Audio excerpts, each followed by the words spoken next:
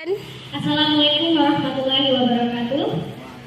Waalaikumsalam warahmatullahi wabarakatuh. Salam dan bahagia Bapak Ibu semuanya. Terima kasih atas kehadirannya dalam acara diseminasi budaya positif di sekolah. Saya Tuti Okasari, calon guru penggerak Angkatan 9 Kabupaten Banyuasin. Sekali lagi di sini Bapak dan Ibu semuanya, saya di sini hanya berbagi praktik baik, berbagi pemahaman saya mengenai budaya positif yang telah saya pelajari di modul 1.4 pendidikan calon guru penggerak. Di sini saya bukan menggurui atau merasa lebih tahu, bukan, tapi hanya untuk berbagi saja, sharing aja Bapak Ibu semuanya.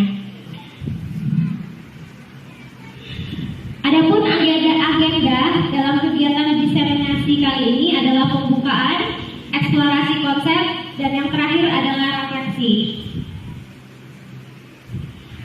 Pendahuluan, Ki Hajar Dewantara mengumpamakan pendidik sekolah sebagai sebuah ladang tempat persemaian bibit.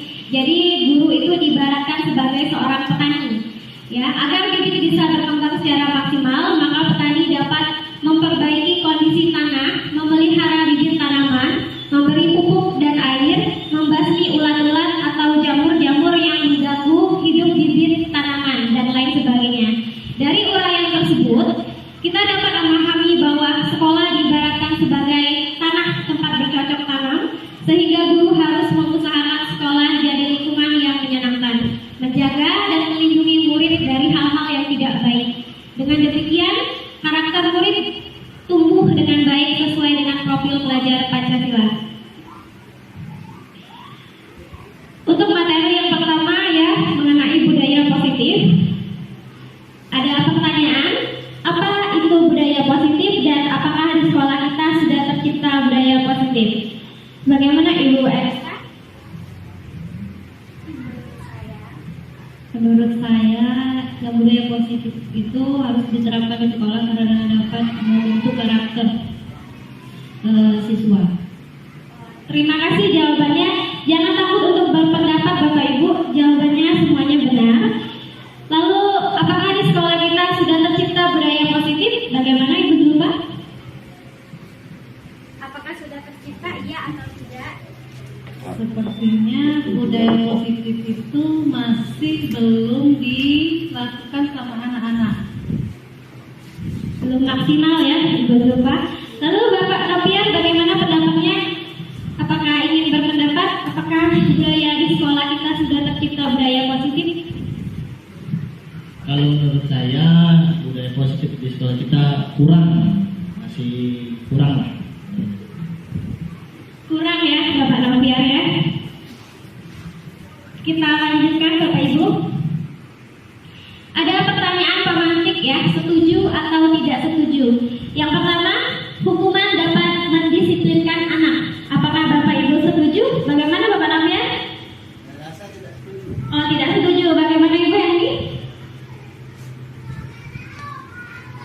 Hukuman dapat mendisiplinkan anak. Setuju atau tidak? Tidak. Tidak. Oke, Ibu Zulfa? Tidak. Kalau Ibu Arista? Oh, tidak setuju. Selanjutnya, pemberian hukuman dengan hal positif seperti membaca atau membersihkan halaman sekolah dapat meningkatkan disiplin anak. Apakah setuju atau tidak setuju? Ibu?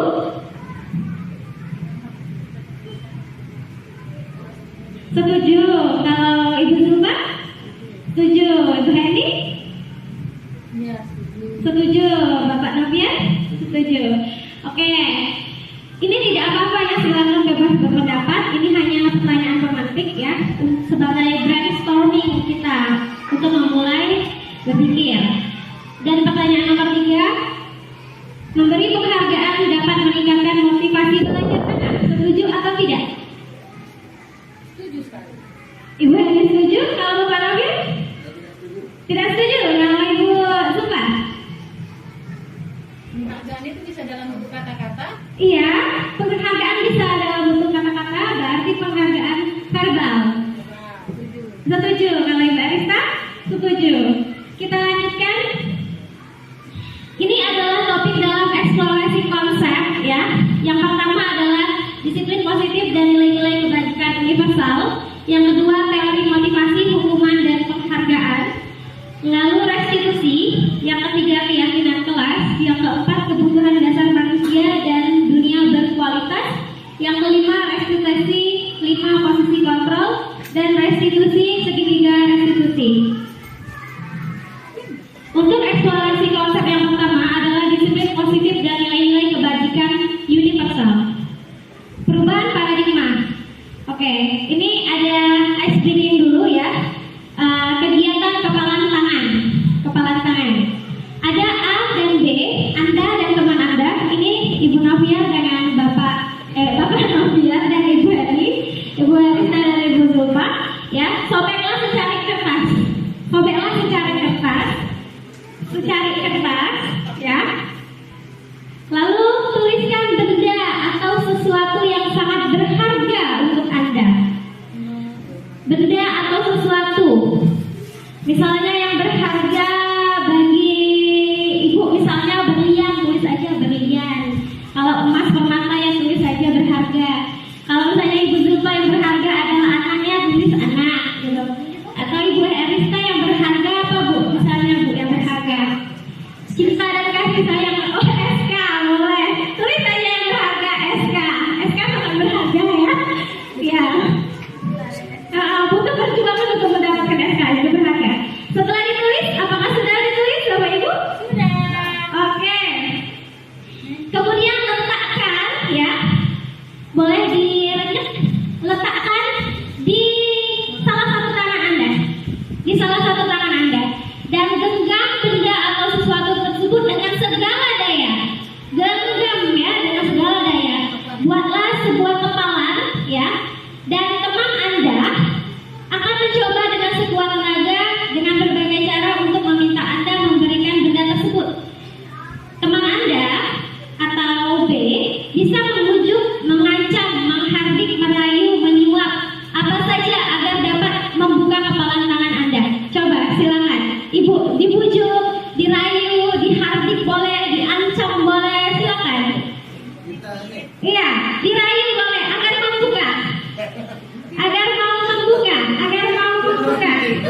Ya, silakan dirayu atau diancam, silakan. Apalah yang paling menghargai? Oke, silakan dirayu. Apakah akan diberikan atau tidak?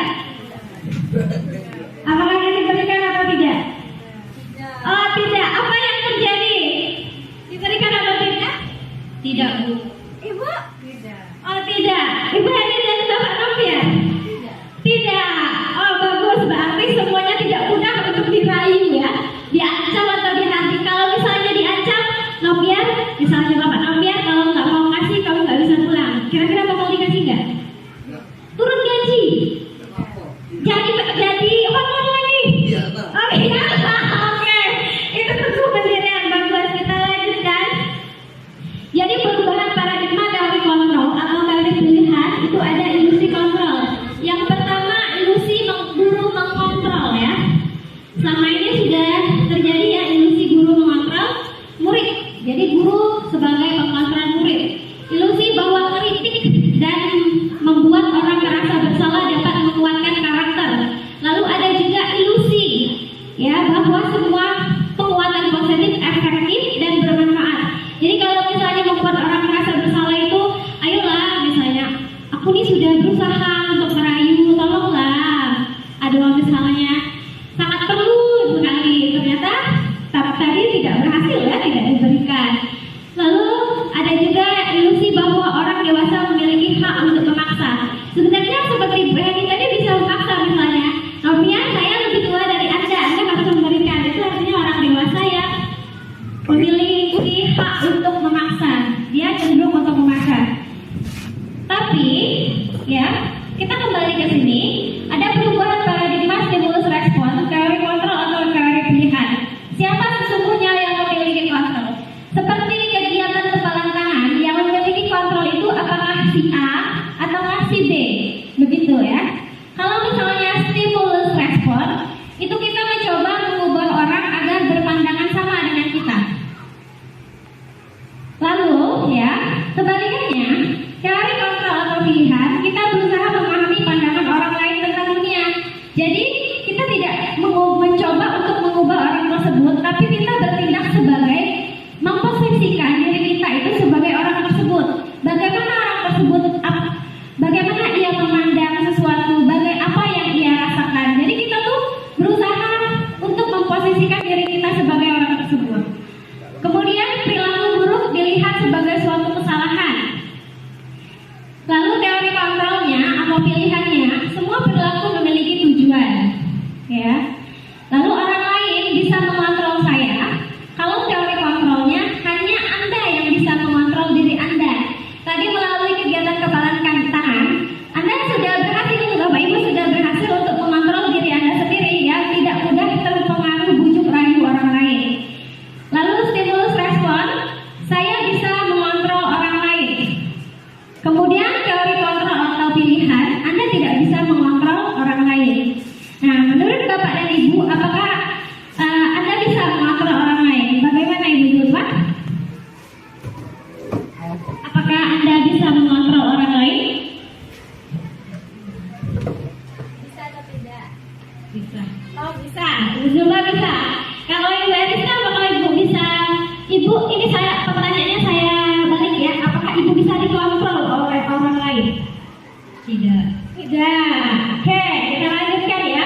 Pemaksaan ada pada saat bujukan gagal. Ini stimulus sama respon. Jadi ketika seseorang ingin menginginkan sesuatu lalu dia tidak mendapatkannya, dia kemudian memaksa karena bujukannya gagal.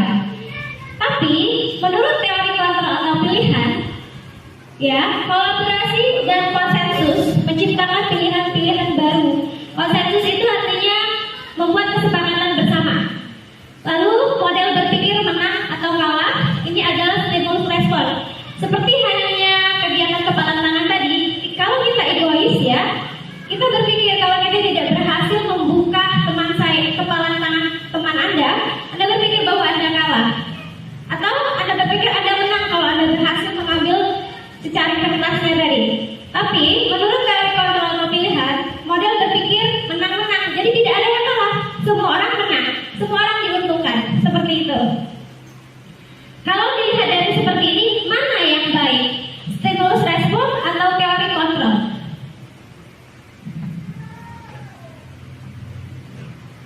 Mana yang baik, Ibu? Teori kontrol atau pilihan, ya. Kita lanjutkan. Disiplin positif. Ada pertanyaan pemantik. Ketika mendengar kata disiplin, apa yang terbayang di benak Anda? Apa yang terlintas di pikiran Anda? Coba Ibu. Disiplin, menaati aturan. Aturan. Oke, kalau Ibu apa? Mengikuti aturan. Ya, bagaimana Bapak? Kalau mendengar kata disiplin, yang terpikirkan apa Pak? Yang terpikirkan? Oke, terima kasih. Kalau Pak Novian. Oh ya, contohnya misalnya datang tepat waktu. Itu ya. Kita lanjutkan. Jadi, disiplin positif menurut teori kontrol atau teori pilihan dari Dr. William Glasser ada 4. Yang pertama adalah Anda tidak bisa mengontrol orang lain, hanya Anda yang bisa mengontrol diri Anda. Gitu. Yang kedua, semua perilaku memiliki tujuan. Jadi kalau misalnya ada anak di kelas yang uring-uringan, mungkin ada sesuatu yang tidak terpenuhi dalam dirinya, begitu. Kemudian model berpikir menang-menang. Di sini tidak ada untung atau rugi. Diusahakan semuanya itu mendapatkan keuntungan, semuanya itu menang, semuanya itu bahagia. Lalu kolaborasi dan konsensus menciptakan pilihan-pilihan baru, ya. Kolaborasi, kerjasama, konsensus, ya, menyepakati sesuatu dengan cara berembuk, ya, bermusyawarah, ya, sepakat bersama, begitu maksudnya. Lalu realitas, kebutuhan kita berbeda, kita berusaha memahami pandangan orang lain tentang dunia. Setiap orang memiliki gambaran berbeda. Nah, untuk Anda, untuk kategori Anda tidak bisa mengontrol, itu ada makna disiplin di sana. Belajar kontrol diri dengan menggali potensi kita agar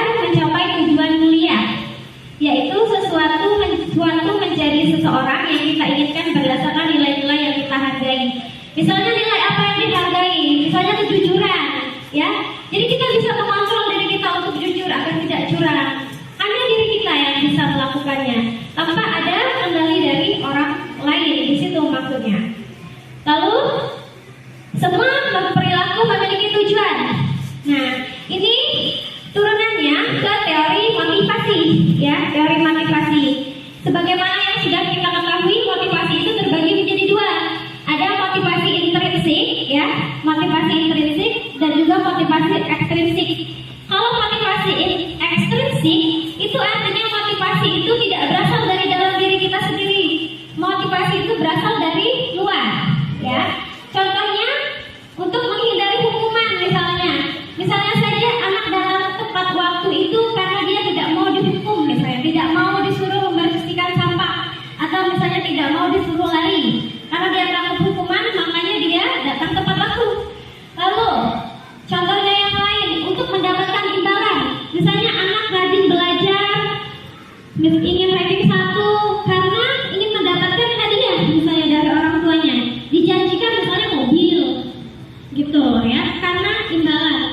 Lalu motivasi intrinsik, ya, itu ada kaitannya dengan menghargai diri sendiri.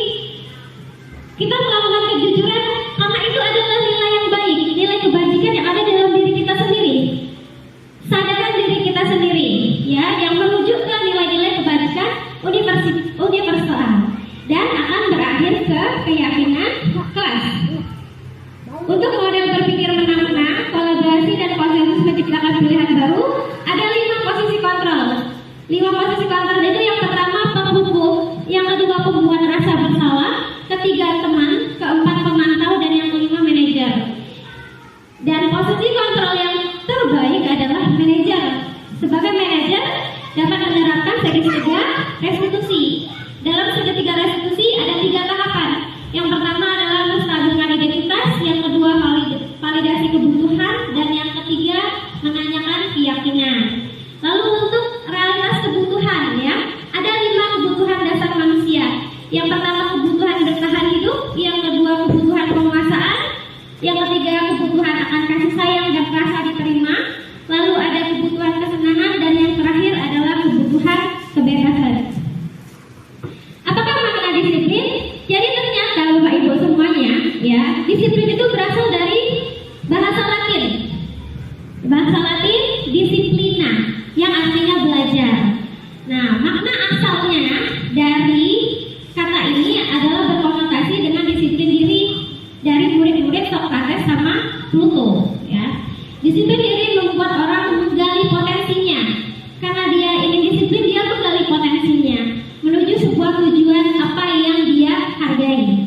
Namun dalam budaya kita saat ini, ya, ada pergeseran makna mengenai disiplin. Disiplin bukan lagi dianggap sebagai sesuatu untuk belajar, ya. Namun sekarang, ya, telah berubah menjadi sesuatu yang dilakukan seseorang pada orang lain untuk mendapatkan kepatuhan. Jadi kalau misalnya ada anak yang misalnya datang terlambat, dibilang ih tidak disiplin, begitu, kan? Nah, misalnya ada anak lagi yang tidak mau berbaris dengan rapi, dibilang ini tidak disiplin. Ada pergeseran makna. Sekarang disiplin diartikan sebagai suatu kepatuhan, ya, suatu kepatuhan, kecenderungan umum, ya, adalah hubungan kata disiplin dengan ketidaknyamanan, bukan dengan apa yang kita hargai atau pencapaian suatu tujuan mulia. Lalu berikutnya, nilai-nilai kebajikan universal. Nah, nilai-nilai kebajikan universal adalah sifat-sifat positif manusia. Sifat-sifat positif manusia yang merupakan tujuan mulia yang ingin dicapai setiap individu. Nilai-nilai tersebut bersifat universal dan lintas bahasa, suku bangsa, agama maupun latar belakang. Jadi setiap perilaku atau perbuatan memiliki suatu tujuan. Dengan mengaitkan nilai-nilai kebajikan yang diyakini seseorang, maka motivasi intrinsiknya akan terbangun. Motivasi intrinsiknya yang berasal dari dirinya akan terbangun karena ia mengaitkan dengan nilai-nilai kebajikan yang ia yakini. Misalnya saja penggunaan narkoba, karena dia yakin, ya, narkoba itu merusak dan dia ingin sehat, ya, nilai kebajikannya, maka dia tidak akan menggunakan ketularan di sekolah loh kalau pakai narkoba seperti itu misalnya ya. Nah, sehingga ya menggerakkan motivasi dari dalam untuk dapat mencapai tujuan mulia yang diinginkan. Lalu nilai-nilai kebajikan yang ingin dicapai oleh setiap anak Indonesia kita kenal dengan profil pelajar Pancasila. Sebagaimana yang Bapak Ibu tahu ya, ada lagunya dimensi profil pelajar Pancasila. Pelajar Pancasila apa? Beriman dan bertakwa pada Tuhan yang esa dan berakhlak mulia, berkebinekaan global, gotong royong mandiri, kreatif dan bernalar kritis. Nah, dalam profil pelajar Pancasila itu ada nilai-nilai kebajikan yang ingin dicapai oleh setiap murid yang ada di Indonesia. Kita lanjutkan. Jadi contoh-contoh nilai kebajikan institusi atau organisasi profil pelajar Pancasila, misalnya dari Ibu Primary Years Program, nilai-nilai kebajikannya itu seperti toleransi, rasa hormat, integritas, mandiri, menghargai, antusias, ya, empati, keingintahuan, kreativitas, kerjasama, percaya diri, dan komitmen. Lalu contoh nilai-nilai kebajikan institusi yang lain, misalnya keterampilan hidup, dapat dipercaya, lurus hati, pendengar yang aktif, tidak meremehkan orang lain, memberikan yang terbaik untuk diri, ya. Lalu ada the 7 essential virtues, ya. Jadi 7 nilai kebaikan: empati, suara hati, kontrol diri, rasa hormat, kebaikan, toleransi, dan keadilan. Ini adalah contoh nilai kebajikan institusi, misalnya proyek nilai, ya. Ada keberanian, keberanian, lalu kebahagiaan, ada tanggung jawab, ada kebersihan, kesantunan, keadilan, pengabdian, komitmen, kreatif, baik hati, bijaksana, belas kasih, semangat, kesetiaan, bersyukur, percaya diri, kedermawanan, berprinsip, toleransi, belas kasih, kejujuran, bersahaja, percaya, bertujuan, dermawan, keteraturan, lurus hati, tenggang rasa, harga diri, kedamaian, dan ketegasan. Ini adalah nilai-nilai, contoh-contoh dari nilai-nilai kebajikan. Oke, kita masuk ke materi yang kedua. Apakah ada pertanyaan? Belum ada?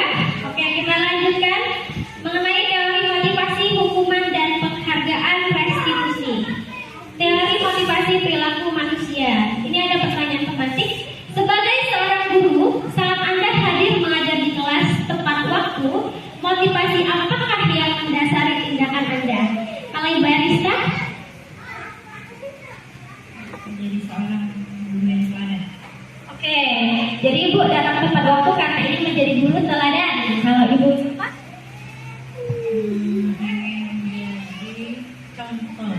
Ingin menjadi contoh untuk murid-muridnya. Kalau Ibu Evi, Apa aja, Bu? kira-kira kalau datang tepat waktu itu, Ibu tujuannya apa? Motivasinya apa? Tanggung jawab. Oh ya, karena merasa tanggung jawab. Kalau Bapak? Oh ya, memberi contoh. Kalau Bapak? Melaksanakan kewajiban. Melaksanakan kewajiban sebagai guru. Oke. Jawabannya sangat bervariasi. Silakan Bapak ambil. Supaya cepat mulai pelajaran. Supaya cepat mulai pelajaran, ya. Sebagai teladan kepada siswa. Oke, teladan kepada siswa. Semua jawabannya disimpan.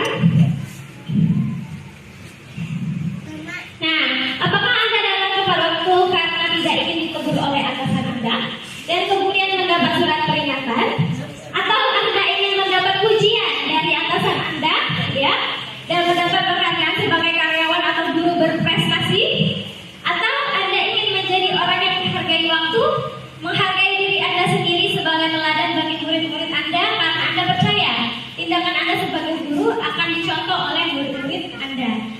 Menghargai nilai-nilai diri sendiri. Dari semua itu, mana yang terbaik? Coba pilih satu, Ibu Eriska. Menjadi orang yang menghargai waktu. Menjadi orang yang menghargai waktu. Kita simpan. Jadi teori motivasi perilaku manusia. Tadi sudah saya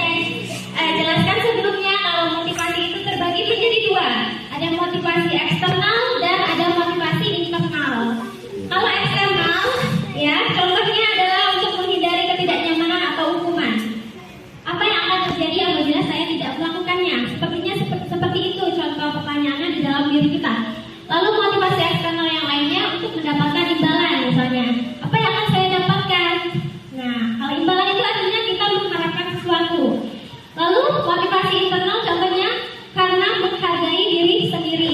Saya akan menjadi orang yang seperti apa bila saya melakukannya. Begitu. Tujuan disiplin positif. Jadi tujuan dari disiplin positif itu adalah untuk membangkitkan atau menggerakkan motivasi internal untuk menghargai diri sendiri. Merdeka. Merdeka menurut Ki Hajar Dewantara, merdeka itu artinya tidak hanya terlepas dari perintah, akan tetapi juga cakap buat memerintahkan diri sendiri. Ini nyambung dengan motivasi intrinsik, artinya kita menghargai diri sendiri, ya, tidak butuh imbalan, tidak takut karena hukuman, melakukannya murni karena ingin menghargai diri sendiri, agar tercapainya nilai kebajikan yang ingin kita miliki, yang ingin kita capai. Lalu ada hukuman, konsekuensi, dan restitusi. Nah, ya, identitas gagal, hukuman, identitas sukses itu disiplin. Kalau hukuman misalnya sesuatu yang menyakitkan harus terjadi. Sakit kan kalau disuruh lari keliling lapangan Bapak Ibu? Atau kalau dipukul karena tidak mengerjakan tugas, sakit tidak Bapak Nafir? Nah, itu adalah hukuman. Lalu kalau konsekuensi itu sifatnya netral, ya. Jadi kalau misalnya kamu merobek kertas temanmu, ya kamu harus ganti. Itu adalah konsekuensi. Sesuatu yang harus terjadi. Tidak nyaman untuk murid atau anak untuk jangka waktu yang pendek. Tapi kalau misalnya hukuman, itu tidak nyamannya dalam waktu yang panjang. Kemudian restitusi. Restitusi merupakan pilihan atau menguatkan untuk murid dalam jangka waktu yang panjang. Dan ini positif. Saya percepat saja, kita lanjutkan. Nah, ini ada istilah dihukum oleh penghargaan. Jadi ada istilahnya dihukum oleh penghargaan. Jadi penghargaan itu bisa memberikan dampak negatif juga kepada anak. Seperti contohnya tadi ya, si Ani misalnya. Si Ani ya dikatakan kepada Ani oleh orang tuanya bahwa Ani, kalau kamu ingin mendapatkan sepeda, kamu harus juara 1. Jadi ada imbalannya ya, kalau misalnya juara 1, kamu akan mendapatkan sepeda baru. Ya. Lalu karena ada imbalan akan mendapatkan sepeda baru, maka Ani tadi belajar dengan sangat rajin.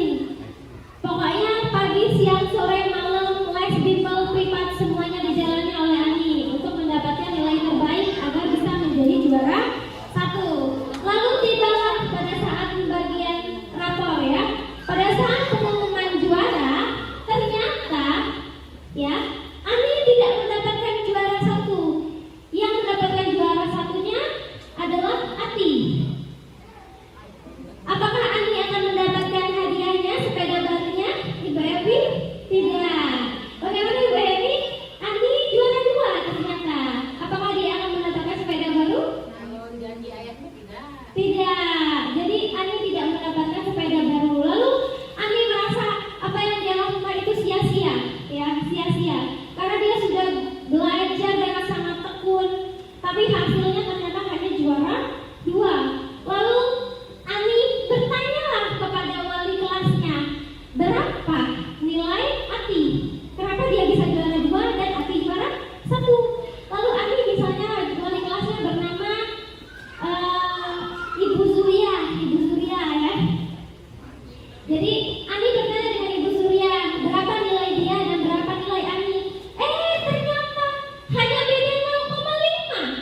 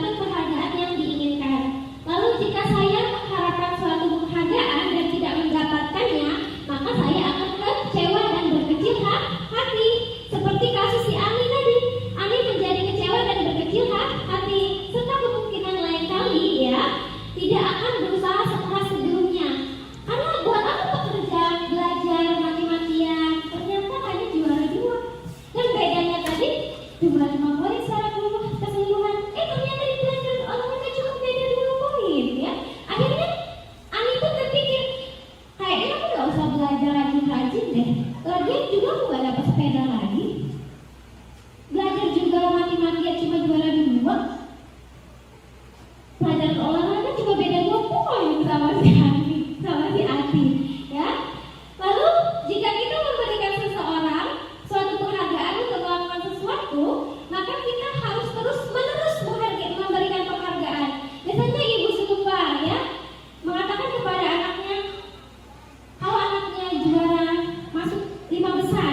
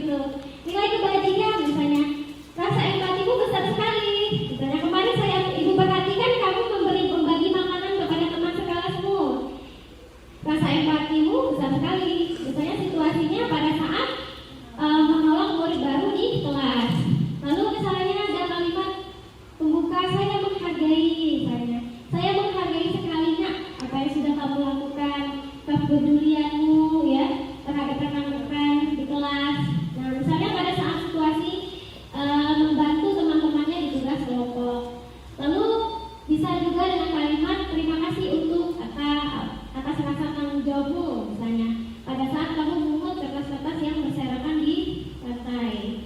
Jadi ini adalah contoh-contoh pengakuan atau apresiasi kebajikan, ya. Kita bisa mengalihkan imbalan tadi ke dalam bentuk apresiasi kebajikan seperti ini. Jawab sama-sama ya Bapak Ibu semuanya. Ini adalah beberapa tindakan guru dan juga kategorinya, apakah termasuk hukuman atau konsekuensi. Misalnya mencatat 100 kali di dalam buku kalimat saya tidak akan terlambat lagi karena terlambat ke sekolah. Itu hukuman atau konsekuensi? Hukuman. Lalu lari mengelilingi lapangan basket 2 kali karena terlambat hadir di sekolah. Murid diminta untuk push up 15 kali karena tidak menggunakan masker ke sekolah. Menggantikan kertas teman yang telah dicoret-coret. Membersihkan tumpahan air di meja tulis karena tersenggol pada saat belajar. Murid disuruh untuk mengenakan sepatu seharian di sekolah karena tidak mengenakan sepatu hitam. Lari mengelilingi lapangan basket 2 kali karena terlambat 10 menit untuk pelajaran PJOK. Hukuman yakin? Itu bisa jadi 2 kemungkinan. Kita lihat jawabannya. Nah, ini ya. Jadi mencatat 100 kali dalam buku kalimat saya tidak akan terlambat itu hukuman, betul. Lari mengelilingi lapangan basket 2 kali karena terlambat hadir sekolah itu hukuman. Push up juga hukuman. Mengganti kertas itu konsekuensi. Membersihkan tumpahan air itu konsekuensi. Murid disuruh untuk mengenakan sepatu seharian di sekolah karena tidak mengenakan sepatu hitam itu hukuman. Ini murid disuruh tidak mengenakan sepatu seharian, itu kalimat yang benarnya, karena tidak mengenakan sepatu hitam.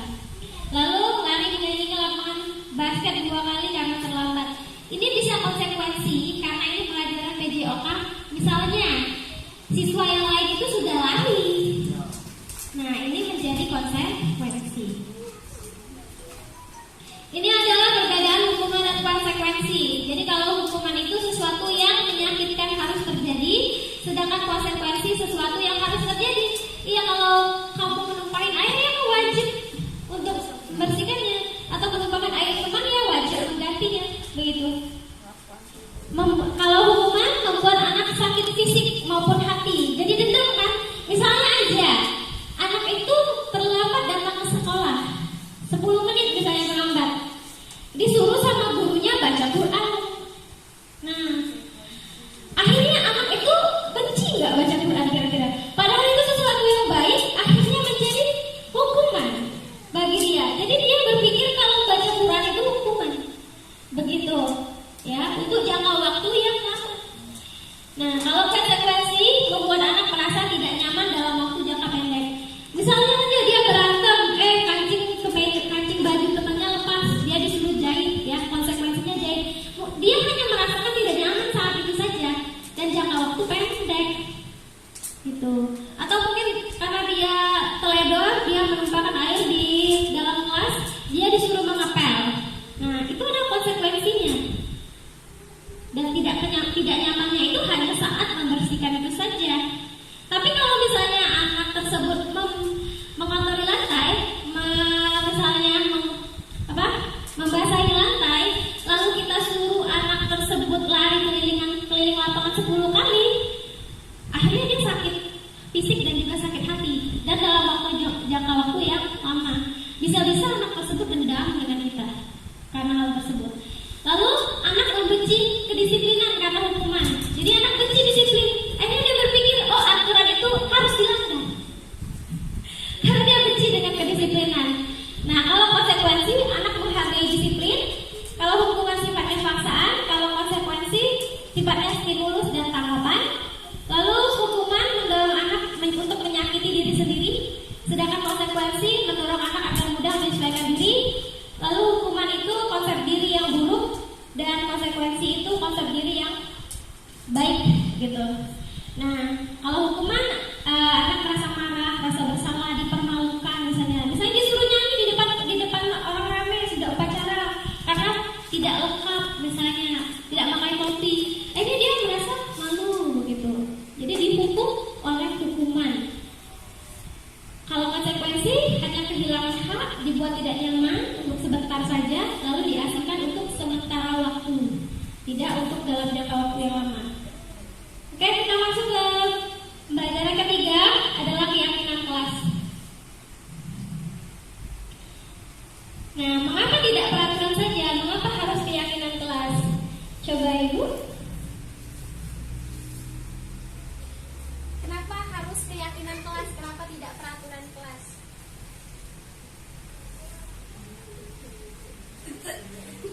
No idea? Pak Robian? Bapak lebih kenalnya dengan peraturan atau keyakinan? Aturan.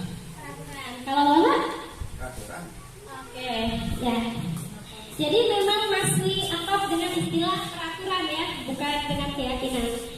Nah, ini ada beberapa pertanyaan pemantik. Mengapa kita memiliki peraturan harus menggunakan helm bila mengendarai kendaraan roda 2? Apa yang melintas dari pikiran Bapak Ibu? Kenapa sih kita harus pakai helm ya kalau pakai motor gitu? Film. Oke, takut ditilang polisi, apalagi? Untuk menghindari kecelakaan ya.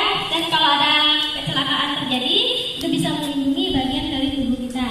Oke, mengapa kita memiliki peraturan 3M? Menggunakan masker, mencuci tangan, dan menjaga jarak 1,5 meter. Ini kejadiannya saat jaga kesehatan. Oke, kita lanjutkan. Mengapa kita memiliki peraturan harus datang tepat waktu pada saat mengikuti pelatihan? Tidak ketinggalan. Agar kita tidak ketinggalan. Oke. Kita lanjutkan. Nah, jadi ruang lingkup budaya positif itu adalah bagian terbesarnya. Mengecil lagi ke dalam lingkungan positif, mengecil lagi ke dalam keyakinan kelas, dan yang paling kecil adalah peraturan kelas. Yang kita sudah tahu selama ini adalah peraturan kelas. Ternyata peraturan kelas itu bisa dikembangkan lagi menjadi keyakinan. Keyakinan bisa dikembangkan lagi menjadi lingkungan positif. Dan ya, melalui lingkungan positif akan menjadi budaya positif. Pertanyaannya, mengapa keyakinan kelas, kenapa tidak peraturan kelas saja? Nah, pertanyaannya diulang lagi nih. Kenapa tidak peraturan?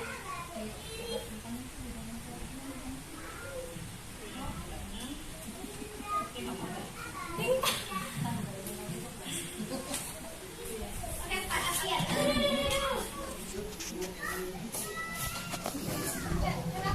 Kenapa keyakinan kelas, kenapa tidak peraturan kelas?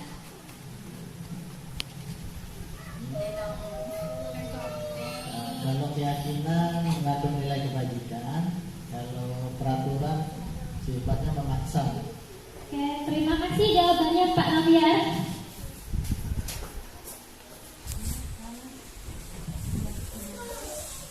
Oke, mengapa kita memiliki peraturan tentang penggunaan helm saat mengendarai? Ya, lalu mengapa ada peraturan dilarang merokok di sekolah? Coba, kira-kira mengapa?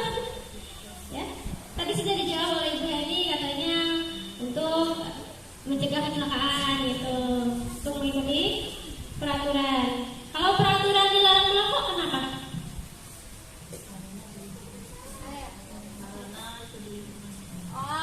Dilarang merokok karena di lingkungan sekolah.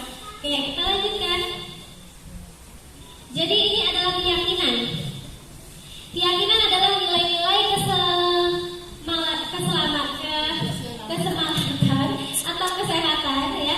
Itulah yang kita sebut sebagai keyakinan. Keyakinan yaitu nilai-nilai kebajikan universal yang disepakati secara tersirat dan tersurat, lepas dari latar belakang suku, negara, bahasa maupun agama. Dia sifatnya universal, menyeluruh. Murid-murid pun demikian, mereka perlu mendengarkan dan memahami arti sesungguhnya tentang peraturan-peraturan yang diberikan. Apa nilai-nilai kebajikan di balik peraturan tersebut dan apa tujuan utamanya. Keyakinan kelas ya, setiap tindakan atau perilaku yang kita lakukan di dalam kelas dapat menentukan terciptanya energi positif ya tentang perilaku warga kelas tersebut, menjadi kebiasaan yang akhirnya terbentuk sebuah budaya positif. Dalam mewujudkan perilaku warga sekolah ya untuk memiliki budaya positif, hal pertama yang perlu diciptakan dan disepakati adalah membuat keyakinan-keyakinan atau prinsip-prinsip dasar bersama di antara warga kelas untuk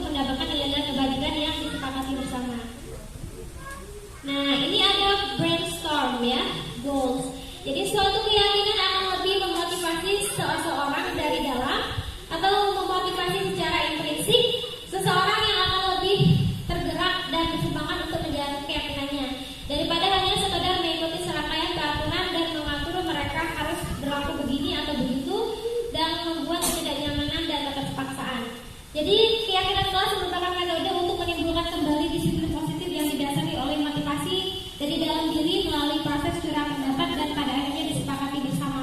Jadi keyakinan kelas itu harus disepakati bersama oleh seluruh warga kelas. Nah, ini mana yang keyakinan dan mana yang aturan? Sebelah kiri atau sebelah kanan? Kalau baiklah saya bacakan. Misalnya datang tepat waktu mengucap salam itu aturan atau keyakinan? Aturan ya. Menjaga kebersihan sekolah. Nah, kalau misalnya kami murid yang semangat belajar, ya, kami guru dan murid saling menyayangi. Ya, kami murid yang peduli dengan teman-teman. Oke, ya, betul sekali ibu-ibu ya. Kita lanjutkan. Jadi ada kegiatan pendalaman keyakinan kelas dalam wujud tabel T dan tabel Y gitu. Jadi bentuknya kayak Y begitu dan tabel T bentuknya seperti T. Yang pertama itu format, jadi meyakini bahwa sangat penting. Lalu bekerja itu kenapa dia penting untuk mengerjakan segala pekerjaan, lalu diterima atau dimiliki. Kita lihat ini. Jadi ini contohnya ya, hormat misalnya yang mendengar, ya, yuk saya bantu, begitu. Atau kita bisa selesaikan ini bersama. Tolong ya, permisi. Itu yang terdengar. Itu yang terdengar gitu di telinga, yang bisa didengar. Yang terlihat apa? Misalnya berempati terhadap perasaan orang lain. Yuk saya bantu ya. Jadi yang terlihat sifat empatinya. Perilakunya apa? Tersenyum ramah. Tersenyum. Perilaku itu yang bisa ya. Perilakunya tersenyum ramah misalnya. Memberi salam hormat, misalnya berjabat tangan. Berjabat tangan itu perilakunya gitu. Nah, hormat misalnya tampak seperti datang tepat waktu. Ya, yang terlihat itu yang tampak ya, datang tepat waktu. Yang tidak tampak sering hadir terlambat. Bekerja misalnya, tekun bekerja dan menyimak guru, tidak tampak seperti tidak mendengarkan guru dan acuh tak acuh. Kita lanjutkan. Nah, ini adalah beberapa peraturan ya, dan sebelahnya keyakinan kelas. Kita coba berubah peraturan ini ke dalam bentuk keyakinan kelas. Yang pertama ya, yang keyakinan kelas itu tidak boleh ada kata-kata negatif seperti tidak, seperti dilarang misalnya, ya. Harus menggunakan kata dalam bentuk positif. Misalnya nomor 1, selalu mengembalikan buku ke tempatnya. Kira-kira keyakinan kelas apa yang ingin kita terapkan atau nilainya kebajikan apa? Buku dalam kelas selalu rapi. Kerapian boleh, buku dalam kelas selalu rapi boleh. Dilarang mengganggu orang lain. Nah, ini ada kata dilarang, berarti tidak boleh dilarangnya diubah. Kata lain dilarang mengganggu orang lain, kira-kira apa? Saling. Ayo boleh Pak Novian. Saling menyayangi boleh. Apalagi? Saling menghargai. Saling menghargai boleh. Hadir di sekolah 15 menit sebelum pelajaran dimulai. Datang lebih awal. Tidak boleh, jangan. Lakukan kegiatan pelajaran dengan tepat waktu. Oke, ada lagi? Datang lebih awal. Kita lanjutkan. Masuk kelas tepat waktu. Masuk kelas tepat waktu. Dilarang melakukan kekerasan. Nah, dilarangnya nggak boleh kan? Apakah kira-kira?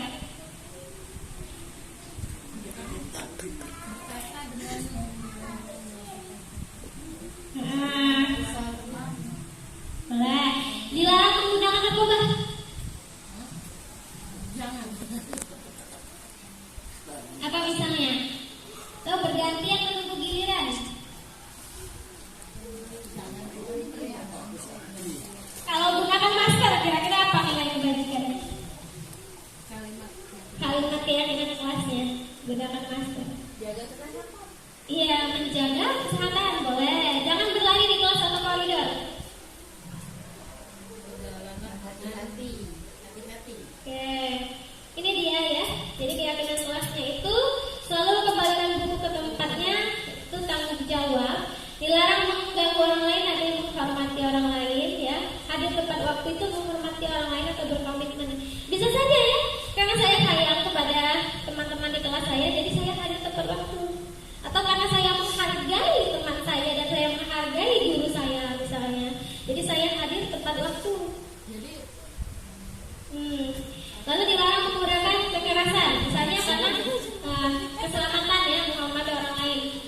menggunakan narkoba. Jadi nilai kebajikannya itu kesehatan. Bergantian menunggu giliran, menghormati orang lain. Jadi karena saya menghormati orang lain, makanya saya mengantri sesuai giliran, tidak menyerobot saya saja. Menggunakan masker itu untuk kesehatan, keselamatan. Berlari di kelas ya, jangan berlari, itu artinya untuk keselamatan kesehatan. Ini adalah nilai-nilai kebajikan yang diharapkan.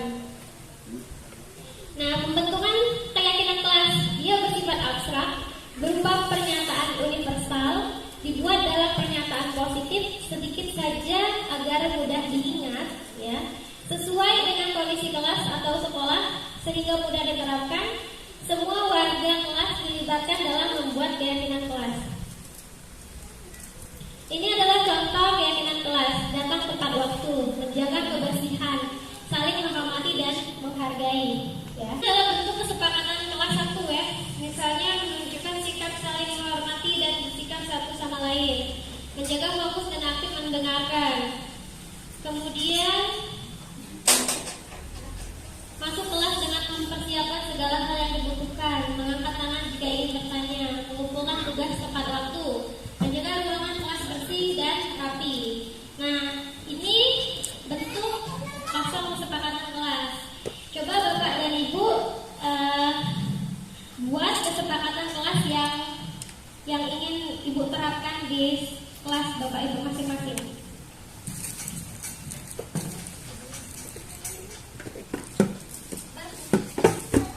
Berkelompok saja, jadi 1 orang 2 kelompok, atau kita bagi jadi 2 kelompok saja, kelompok sayap kanan dan sayap kiri.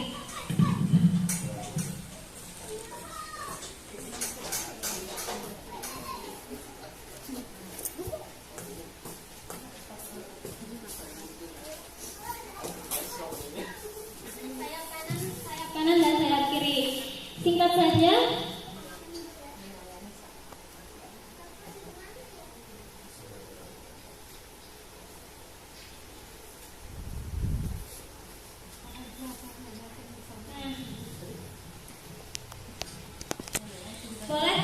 Boleh hanya beberapa saja, silakan.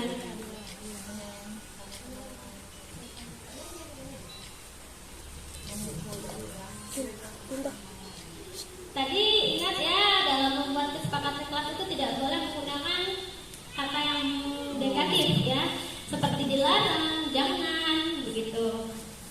Yang harus kita tonjolkan adalah nilai kebajikan universal yang ingin kita terapkan. Itu yang harus kita tonjolkan. Nilai kebajikan tadi seperti apa? Kebersihan ya. Lalu saling menghormati, menghargai, begitu.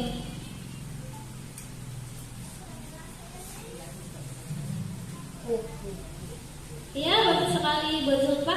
Oke, kita dengarkan dulu ya hasil dari kelompok ini. Boleh dibacakan Ibu? Datang tepat waktu, saling menyayangi bersama teman. Oke, bagus sekali. Kasih tepuk tangan. Lalu untuk kelompok berikutnya. Menyayangi sesama teman, merapikan ruang kelas, menghargai waktu. Oke, baik, bagus sekali ya. Kasih applause untuk kelompok Bapak Noviar dan teman-temannya. Baiklah semuanya, telah tersampaikan 3 subtopik dari budaya positif ya, yaitu disiplin positif, nilai-nilai kebajikan dan juga keyakinan kelas ya. Bila ada pertanyaan saya persilakan sebelum saya akhiri. Oke, bagaimana perasaannya Bapak Ibu? Oke, saya meminta feedback. Siapa yang bersedia memberikan refleksi atau feedback? Apa tanggapannya mengenai diseminasi yang telah saya lakukan ini? Siapa yang ingin berbicara?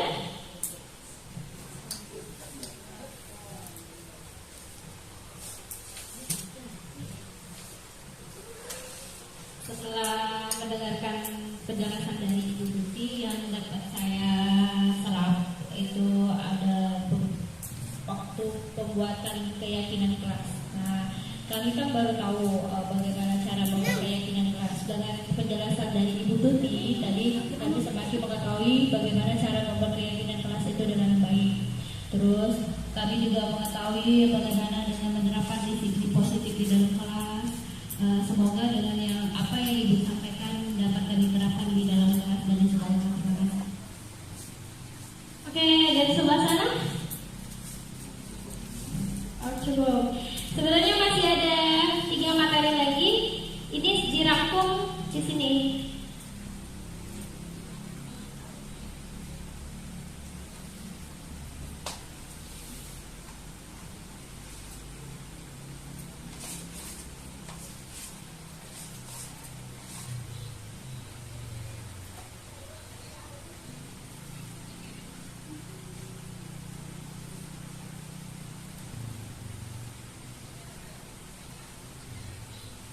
Nah, ya, masih ada materi seperti kebutuhan 5 kebutuhan dasar manusia.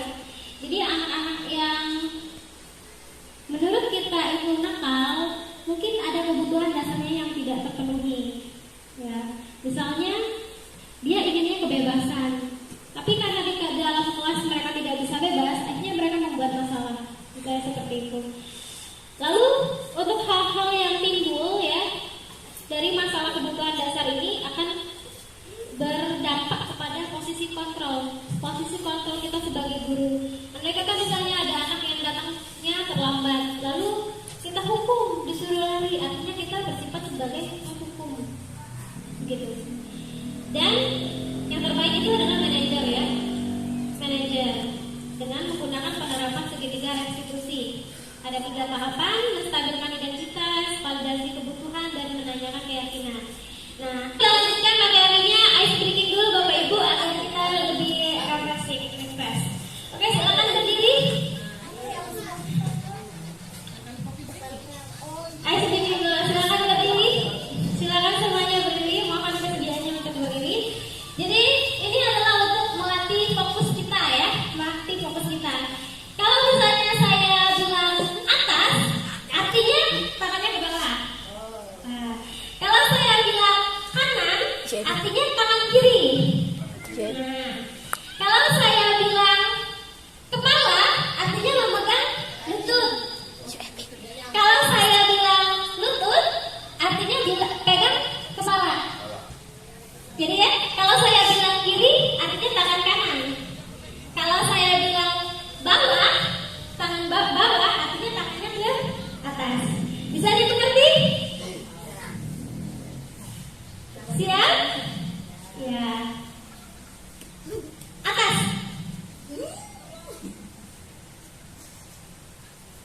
Kepala. Lutut.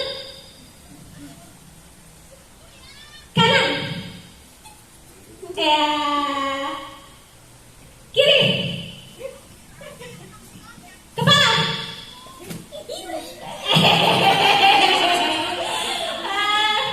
Kepala. Iya. Iya. Lutut. Iya, betul. Kanan. Kiri. Oke, terima kasih. Silakan duduk kembali. Ya, itu ice breaking untuk menjaga konsentrasi ya. Oke, kita lanjutkan pada materi kebutuhan dasar manusia dan dunia berkelas.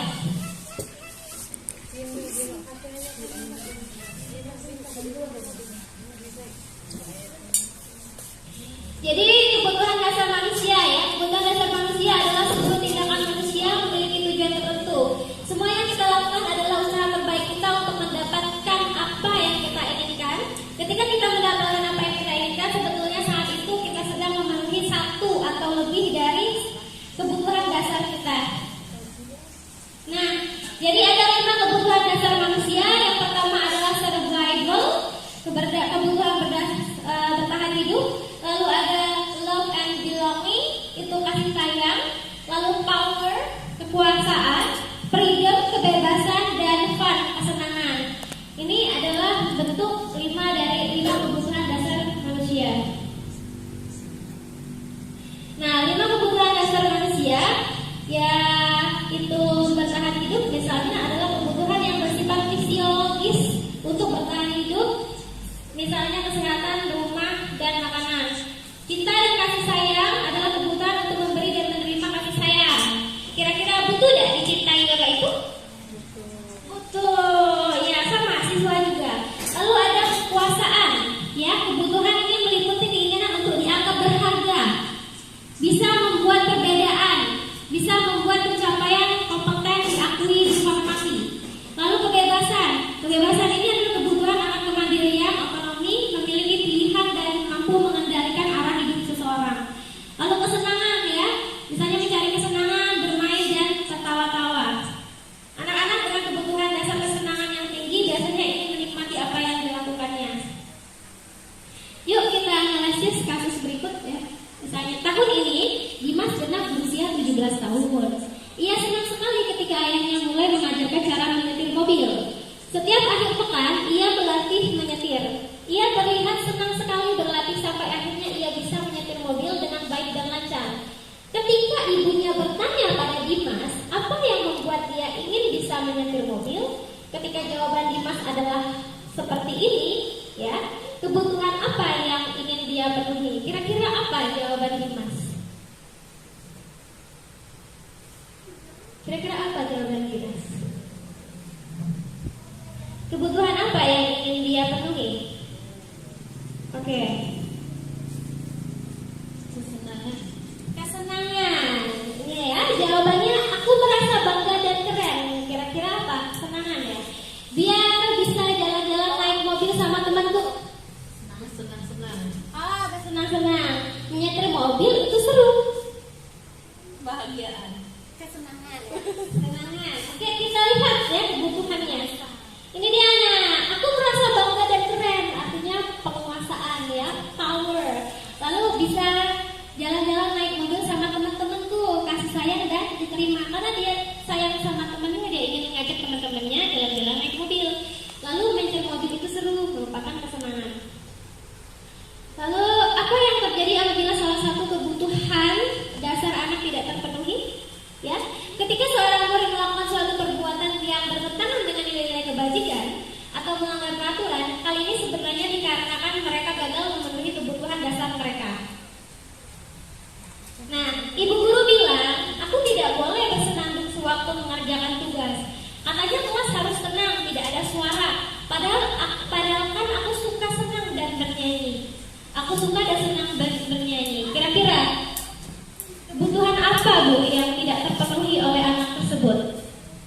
Dia senang kesenangan. Oke, pertanyaan kedua. Ibu guru tidak menyapaku hari ini, padahal aku pakai jepit rambut baru. Kira-kira apa, Pak? Kebutuhan dasar yang belum terpenuhi. Oke, kasih sayang. Aku bosan. Masa belajarnya cuma gitu-gitu aja? Dengerin ibu guru aja. Kira-kira apa, Pak? Kebutuhan Kekuasaan boleh. Aku sebel gambarku tidak rapi. Malah ibu guru menunjukin ke teman-temanku di depan kelas. Aduh, kira-kira apa ya? Kebutuhan dasar apa?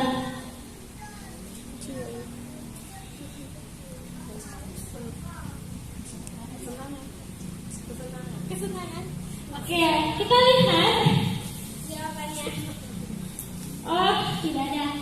Jadi ibu guru boleh ya, jika aku sebel gambarku tidak rapi, malah ibu guru menunjuki ke teman-temanku di depan kelas.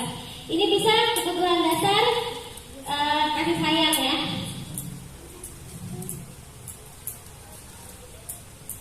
Nah, ini 5 posisi kontrol: penghukum, pembuat rasa bersalah, teman, pemantau, dan manajer. Nah, ini merupakan 5 posisi kontrol. Contohnya, misalnya penghukum, menghardik, menunjuk-nunjuk, menyakiti. Dengan berkata misalnya, kalau kamu tidak melakukannya, awas ya, rasakan ya. Ini tanpa kita sadari kita sering melakukan ini.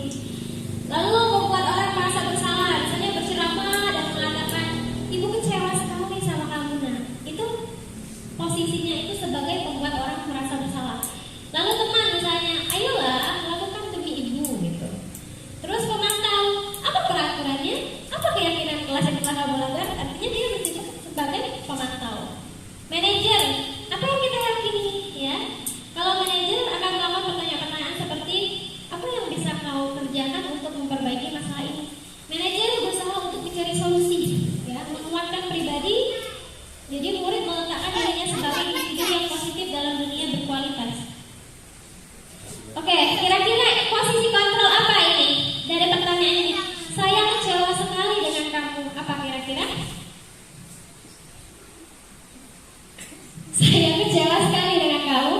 Posisi kontrol apa? Membuat bersalah. Oke, betul sekali. Membuat rasa bersalah, kita langsung aja ya. Kamu tidak pernah belajar melakukannya. Posisi kontrol apa, Bu? Lalu ayolah demi bapak atau ibu. Kalau apakah kamu mau mendapatkan stiker bintang hari ini? Pemantau. Bagaimana kamu bisa menyelesaikan masalah ini? Manajer. Kamu selalu paling terakhir.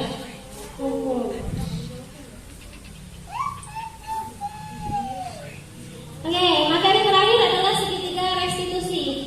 Nah, apa itu restitusi? Restitusi adalah proses menciptakan kondisi bagi murid untuk memperbaiki kesalahan mereka, sehingga mereka bisa kembali pada kelompok mereka dengan karakter yang lebih kuat. Restitusi juga merupakan proses kolaboratif yang mengajarkan murid untuk mencari solusi untuk masalah mereka. Jadi, untuk sejauh ini ya, restitusi adalah yang terbaik dilakukan untuk siswa. Karena dengan menggunakan segitiga restitusi ini ya, kita bisa menguatkan karakter mereka dan juga ya mencari solusi. Mereka sendiri yang mencari solusi atas masalah yang telah mereka lakukan. Ini identitas gagal dan identitas sukses. Jadi kalau hukuman itu negatif, konsekuensi netral, dan restitusi positif. Ciri-ciri restitusi bukan untuk menebus kesalahan, namun untuk belajar dari kesalahan. Memperbaiki hubungan, tawaran bukan paksaan. Restitusi menuntut untuk melihat ke dalam diri. Restitusi mencari kebutuhan dasar yang mendasari tindakan. Restitusi diri adalah cara yang paling baik. Restitusi fokus pada karakter bukan tindakan. Restitusi fokus pada solusi. Restitusi mengembalikan murid yang berbuat salah pada kelompoknya. Nah, ini merupakan segitiga restitusi yang bisa kita terapkan di dalam kelas misalnya, ya. Dalam menstabilkan identitas. Jadi kalau ada anak bermasalah itu distabilkan dulu. Stabilkan dulu, jangan langsung dijudge, jangan langsung dihakimi. Salah nian misalnya kayak gitu. Nakal nian tidak boleh. Yang pertama dilakukan harus distabilkan dulu identitas dengan menerapkan nilai-nilai kebajikan, bahwa setiap orang pasti pernah melakukan kesalahan. Jadi anak itu bukan satu-satunya yang pernah melakukan ini. Jadi kita stabilkan dulu identitasnya. Kemudian validasi kebutuhan. Kenapa dia melakukan kesalahan tersebut? Misalnya butuh kasih sayang tahunya, misalnya dengan pertanyaan, kamu tentu punya alasan mengapa melakukan ini. Mungkin dia bosan. Saya bosan Bu dengan pelajari Ibu katanya. Pelajari itu aja. Artinya dia bosan kan? Dia butuh kesenangan.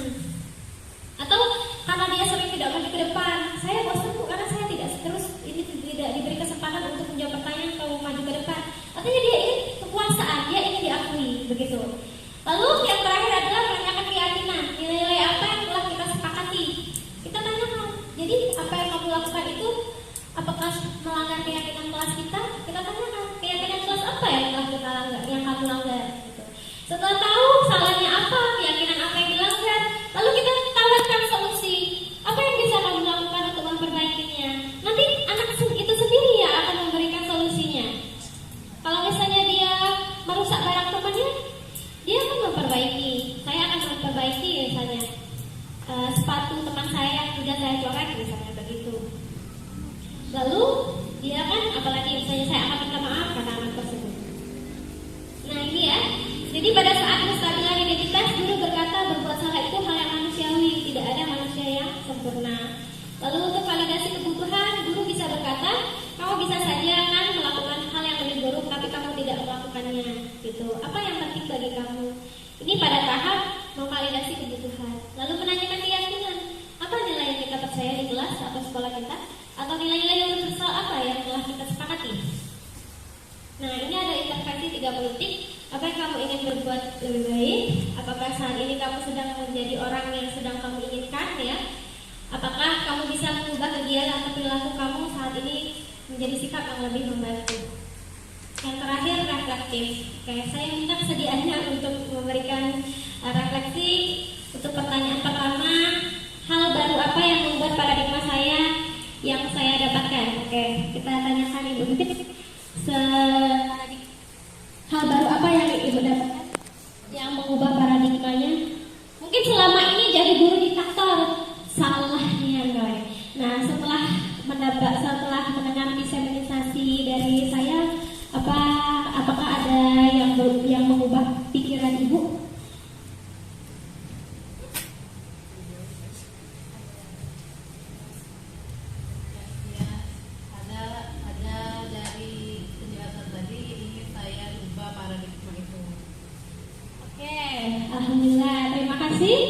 Perasaan apa yang muncul selama mengikuti sesi ini, khususnya mengenai makna disiplin dan motivasi intrinsik? Coba Pak Dampier. Jadi lebih tahu mengenai disiplin dan motivasi itu. Terima kasih. Peran Among seperti apakah yang saya telah lakukan selama mengikuti modul B? Kira-kira peran apa yang telah Ibu terapkan selama ini?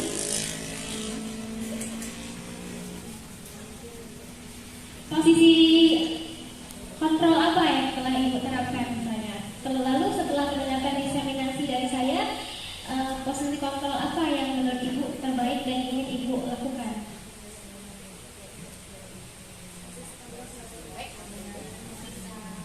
Jadi manajer, posisi kontrol siswa menjadi manajernya. Oke, baik sekali Bu jawabannya. Baiklah Ibu, Bapak dan Ibu guru semuanya, terima kasih telah bersamai saya dalam kegiatan diseminasi penerapan modul budaya positif di SDA Negeri Rambutan. Saya minta maaf bila ada kata-kata yang salah, dan kepada Allah saya mohon ampun, dan kepada Allah saya mohon ampun. Saya akhiri dengan wabillahi taufiq wal hidayah. Wassalamualaikum warahmatullahi wabarakatuh.